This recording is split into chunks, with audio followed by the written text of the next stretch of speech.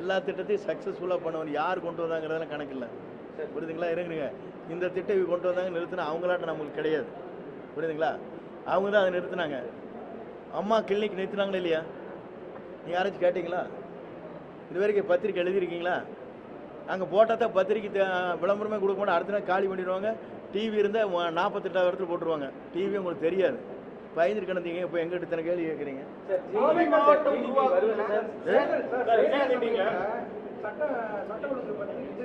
இருங்க, நான் சொல்கிறேங்க, ஒரு சின்ன இன்சிடென்ட் ஒன்றை வச்சு நீங்கள் பண்ணக்கூடாது. இருங்க, நான் ஒரே ஒரு கேள்வி.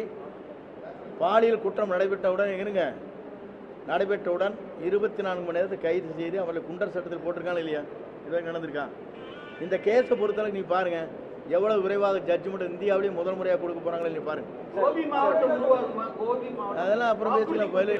அதெல்லாம்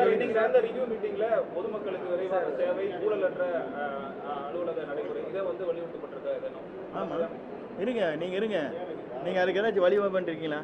இங்க ஊழல் நடந்திருக்கு, இவங்க காசு வாங்கிக்கணும் ஆராய்ச்சி பத்தி போட்டிருக்கீங்களா? போடுங்க, அப்புறம் நாங்கள் நடவடிக்கை எடுக்கிறோம். நீங்க கேள்வி மட்டும் கேட்கறீங்க. கேள்வி கேட்கிற உரிமை உங்களுக்கு இருக்கு. அதில் உதவி செய்ய வேண்டிய உரிமை உங்களுக்கு இருக்கு இல்லையா? ஜனநாயகத்தில் நீங்களும் குடிமகன் தானே. ஏன் நீங்கள் இந்த குற்றச்சாட்டு மட்டும் சொல்கிறீங்க? ஏங்க நீங்கள் காட்டி கொடுக்கல? இப்படி தப்பு பண்ணுறாங்க இந்த இடத்துல, நீங்கள் ஏன் நடவடிக்கை எடுக்கலீங்க? வேணால் எழுதுங்க, நாங்கள் அடுத்த நாள் நடவடிக்கை எடுக்க எங்களை கேளுங்க.